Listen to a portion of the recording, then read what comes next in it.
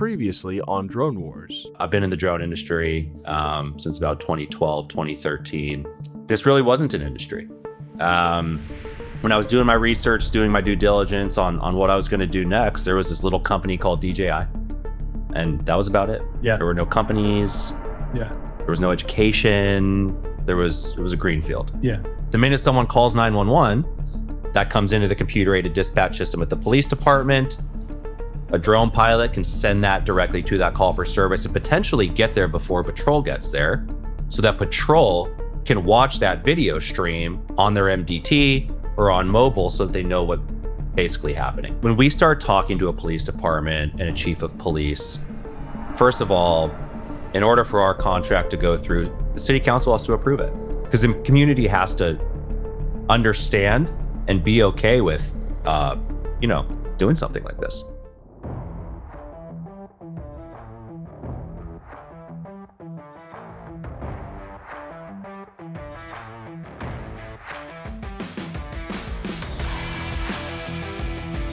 Brett Kanda, Senior Solutions Specialist at Flock Safety, and you're watching the Drone Wars podcast.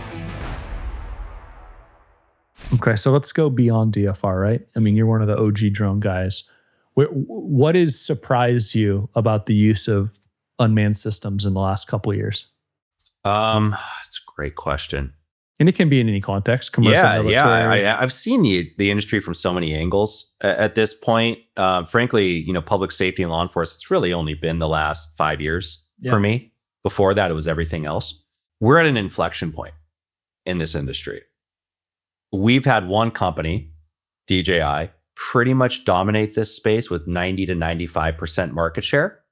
That's just not the case anymore, right? This industry is evolving to a more global supply chain, global manufacturing base. But what surprised me, I would say, is, that might not be a positive thing, the lack of consolidation in the space. There's still a lot of players that probably would benefit from joining forces, I would say. Combined with, frankly, the saturation of the consumer market. Yeah.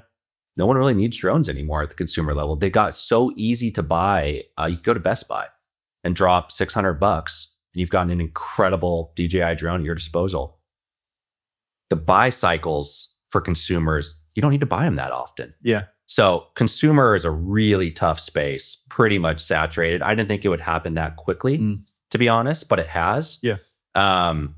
Combined with, what we're seeing in Ukraine. I think I didn't see that coming. The just ubiquitous use of FPV drones. Yeah, the volume is unbelievable. The volume. Yeah. Because I remember when the war started, I was still at Brink. Yeah. We got calls immediately. Hey, we need tactical drones. And I'm not talking a dozen of them, like add a couple zeros, and we could use that in a day type of situation. Yeah. This conflict has opened the eyes of the world to what warfare looks like. I think that's a pretty big surprising change. There's some pretty important people now calling this Drone War 1. I fully agree. Yeah. I mean, I fully agree. It's the most talked about piece of technology on the battlefield. Do you have police departments now worried about drones, let's say not using them, but being used against them? Nefariously. Yeah. Absolutely. Yeah. Counter UAS is one of the hottest topics in this industry. Yeah. There is a coalition of folks, high-ranking law enforcement officials that are trying to sound the bell in DC, saying, hey, this is one of the biggest risks we face. Think about Department of Corrections. Oh, yeah. Right? Spent a lot of time. I bet you did. In Central California. Exactly. People are very, very worried about this. Totally. Because it also ties back to what we were just saying in Ukraine. The general public is now seeing what can be done with these systems. Yeah. And there's no reason it can't be used CONUS. And so you have a situation where we need legislation. Yep. And we need policy coming out of the FCC and out of the FAA to allow local law enforcement to actually use counter UAS technology that exists. I live in Vegas. I think about every day, you have the strip right next to McCarran International Airport. where you've got private aviation, commercial aviation, you've got helicopter tours. Yep. How many people are at a day club on the strip and say, hey, I want to get a drone video of this? And they fly their drone up to 1,200 feet on approach. Right. It's terrifying. Yeah. It's terrifying. Yeah. So, and the problem is that you and I both know this better than anybody. The technology exists. It's not a technology problem. And you can It's bring a the policy cost down problem. if you do enough volume, right? Absolutely. Companies like Dedrone, right? They're protecting assets all around the world. Yeah. It's incredible. I mean, like, we've been having the same conversation for almost 10 years now. Yeah. Right? Yeah. Yeah. And I mean, the FAA did itself a disservice by basically saying a DJI is the same as a 747. And Because it's just not. it's not. There needs to be a No. totally separate category, and you got to make it, I don't know, is it weight? Is it distance? It needs to How do be you a solve the problem? completely rethought risk matrix. Okay. Right? Those 200 feet altitudes and 400 foot altitudes are not random altitudes. That is based on, hey, if you've got a helicopter below 400 feet, you need to seriously be careful. You got a fixed wing below 400 feet, you got other things to worry about. That's where the drone lives. Right? So, yeah, the risk matrix needs to be rethought, and I just hope that we figure this out from a legislation perspective before something catastrophic happens. Yeah. And it sounds like, at least with some of the hysteria around the New Jersey drones, the new administration is taking this seriously. It just it remains to be seen, like, what actually gets done, though. I would have loved to have seen the administration and the FAA come out immediately and say, hey, we used our airspace awareness sensors, and this is what we've been doing. This is what it is. That would have It's really unbelievable. reduced a lot of It took them headaches. 3 or 4 weeks to say, like, and then I don't we had even know if true they really hysteria. did come out and say what a White House special exercise. I mean, it's not very. Right. And then everyone and their mother starts posting videos of any drone on the internet, right? And so now you think there's drones all over the East Coast. It's People are posting pictures of just planes on approach at night thinking they were drones, and it's just a helicopter, or it's just a Southwest flight landing at their airport. I saw this one video. It was all the planes on approach behind the Capitol, so going to land at Reagan. Yeah. And this guy's like, oh my God, the drone invasion's coming. I'm like, bro, have you ever seen an airplane? It's a plane landing at Reagan. Yeah, exactly. It's crazy. Yeah. Okay, so where do you think the industry for unmanned aerial vehicles in particular kind of goes over the next couple years, commercial and defense? I've frankly been pretty disappointed at the rate of growth over the past 12 to 13 years. And I think there's a lot of reasons for that. I actually think the next 10 are going to be the golden years. Again, partially because of this remaking of the global drone industry, with DJI not being in the same position they were 6-7 years ago. I think that's a big piece of it. American manufacturers raising their games, raising more money, building technology that is at parity with what they've got. And I think that's great for the world, right? I also think with, and for as much as we want to say about the FAA, I have to say the last 6 months, I have seen a dramatic improvement in the speed and flexibility of waivers to get the job done. And they're really starting to understand how important this is. So I have to give them their props where they're due. It's improving dramatically. So I think you get Part 108 out the door. Yep. We've been told it's coming. It's coming. Yep. When? We'll see. Yep. But 108 coming in, a healthier industry with more players, more competition globally, right? You just give us those two things. I think some of these insane market forecasts might actually become a reality over a 10-year window. So those are the two main things I think are really coming. Yeah. And automation of just across the board on everything. Yeah. Pretty soon gone are going to be the days of holding a controller and like pointing at a drone and trying to fly it. Yeah. It's going to fly. It's going to be vision based, and you're going to talk to it. Vision based, 100%. Yep. Hey, what's on the roof of that building? Yeah. What? And then it reports back. Exactly. Yeah. Exactly. It's the quicker drones become boring, the better off we're all going to be. Totally. I don't want to think about it. Just go do a job and come home. And so how do you think that kind of transforms society? I think it makes us more efficient. It's like AI. There's really not a day where I pump a contract through AI and have it do a quick legal review. Like, pick an industry. Am I going to send a human being to go inspect that offshore oil rig, where a wave could crash them into the bottom of the ocean? No, of course not. I'm going to send a drone, right? So I just think productivity and automation are going to be the byproducts of all this technology. It's just going to make society safer, more efficient, better. Bad time to be a helicopter manufacturer. It's a tough time to be a helicopter manufacturer. Yeah. Or start building drones. Yeah. A couple people got a head start on you. Yeah. It's a little bit of a cultural shift. Yeah. To not put a pilot in the cockpit. Though. Yeah, it is. I mean, it's something we talk about all the time. And I think it's on the defense side. Think about it. If you don't have a human on your vehicle, the vehicle can look radically different. And it doesn't matter if it's a boat, a plane, a helicopter, something on the ground. It's going to be really interesting to see how society reacts to a bunch of these vehicles that we're not running. Well, think about the performance, removing the person, that error rate, right? The error rate of a human in a cockpit. It's a real thing, right? And removing that element entirely, it's just going to be better, period. Yeah. So. Drone Wars is recorded from Firestorm's global headquarters in San Diego, California. Each episode is filmed inside our X Cell, a modular industrial-grade manufacturing facility designed to be deployed anywhere in the world within 24 hours for on-demand drone production. Each week on the podcast, we bring you cutting-edge insights from unmanned industry leaders. Listen as they share the breakthroughs and technologies they're working on, the hard lessons they've learned, and the bold predictions about what the next 5 to 10 years in unmanned systems and advanced manufacturing have in store for us. Enjoying the show so far? Then be sure to like and subscribe so you never miss an episode. Now back to the show. All right, Brett, there's a couple things we got to talk about now. One is you and Tiger Woods share something in common. Tell everybody about how good of a golfer you were growing up. I'm not going to say that because I'm not at the Masters this week, but once upon a time, 100 years ago, Tiger's my golf idol.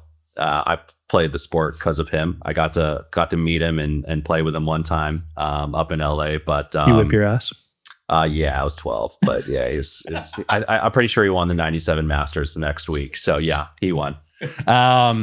Tiger and I are the only two people to have won the California State High School tournament and the Southern California Amateur.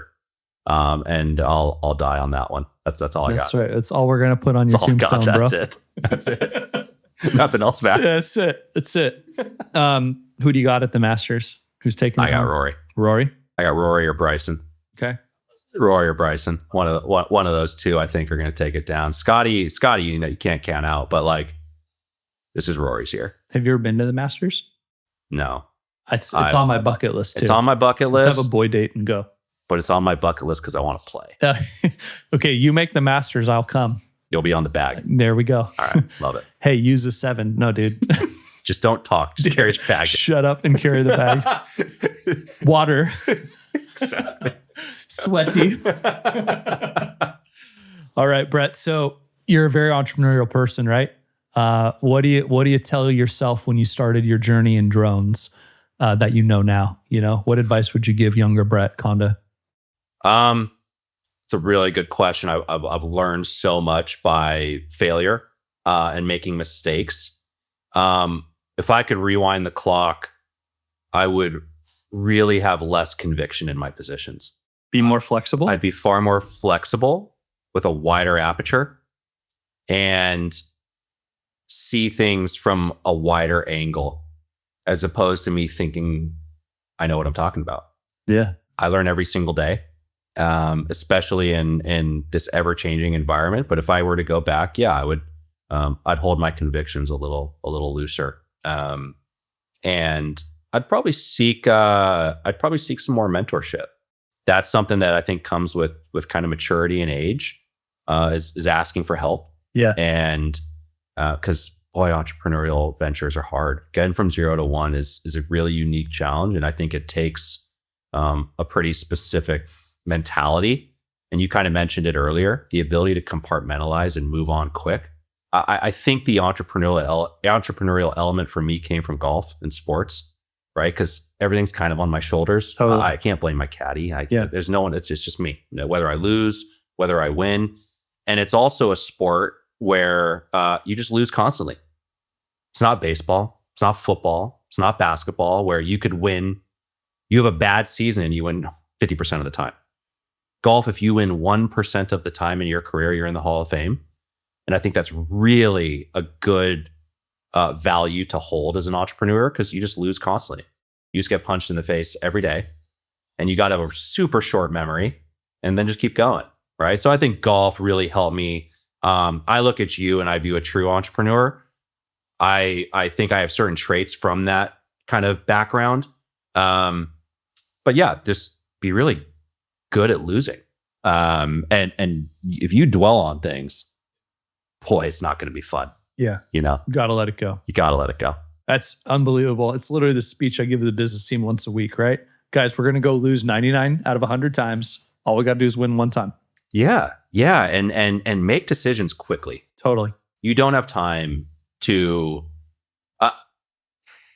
0 to 1, in my opinion, is a bit of a dictator state. You kind of have to have the founder set the vision, let folks, hire really smart people that can go do the job. But at some point when you go from 1 to 10 or from 0 to 1, 1 to 10, that doesn't work anymore. So it's just these different phases of companies that I've been able to experience now. And it's really fun. I enjoy 0 to 1 and that chaos, but man, 1 to 100 is hard. Yeah. It really is. Scaling an organization. Totally different skill set, right? It's a totally different skill set and it's a totally different approach and mentality that you have to have, right? Going from 5 million in revenue to 500 million in revenue is just a completely different world, right? I think that's actually harder, in my opinion. But yeah. That's excellent advice. We got a lot of young people who want to get into, let's call it deep tech now, right? Yeah, it's great. It's awesome. I love it. And so if you were going to talk to them coming right out of school, is there anything else you'd say? Go do it. Don't studying's great, but access to information at this point in time, Google was one era, LLMs is a new era. But what you can't teach in an LLM is experience of how to navigate an organization, how to build relationships inside of an organization, how to provide value within an organization. You can only do that by working. And man, work for free if you really care about it for a little while. Totally. It's just, there is not a number too high in terms of, if you're just out of college, man, fire a lot of LinkedIn messages. Provide value out of the gates. We want to see that. Folks that are hiring people, right? We want to see initiative taken, right? My chief of staff messaged me 10 times and I finally responded and I was like, boom. Oh my God, I'm so glad I did. Exactly my point. Be absolutely relentless. Yeah. Absolutely fucking relentless. Just don't stop trying and just reach out. That's where you have to build a thick skin as a younger person out of college, because odds are, if you're at an Ivy League school or if you're at a UCSD, you've probably been near the top most of your life. Yeah. You probably haven't faced a ton of rejection. Get better at that. Take some L's and learn how to keep going. But just get out there and do it. Try a lot of stuff. Try a lot of different stuff. Because you might be an engineer and say, man, I really like talking to customers. Sales engineers are really important. We will pay you right now if you want to come work for us if you're a sales engineer. That is an unbelievable skill set. It's a really important skill set, right? Being able to bridge the gap between your engineering team and your customer is critical to the organization. Totally. You know what I mean? So just try new stuff. Hardest roles to fill too. It's a very, very challenging role. I hope everyone, all 5 listeners we have. Hopefully you get 3 of them to reach out. Yeah. All right, Brett. Thanks for coming today, bro. Thanks for having me, man. It's good to see you. If we wanted to find you on online, or if someone wanted to get in touch with you, what's the best way to do it? Probably LinkedIn. Yep. LinkedIn's going to be the best bet. I try and spend a good amount of time on there watching your videos and your content, but I'd say LinkedIn's going to be the best place. Cool, man. Thanks for coming. For having me, man. Thanks for listening to the Drone Wars podcast. Each week, we bring you fascinating conversations with leaders shaping the future of air, sea, land, and space technologies. Catch new episodes every Tuesday wherever podcasts can be found. Until then, we'll see you next time.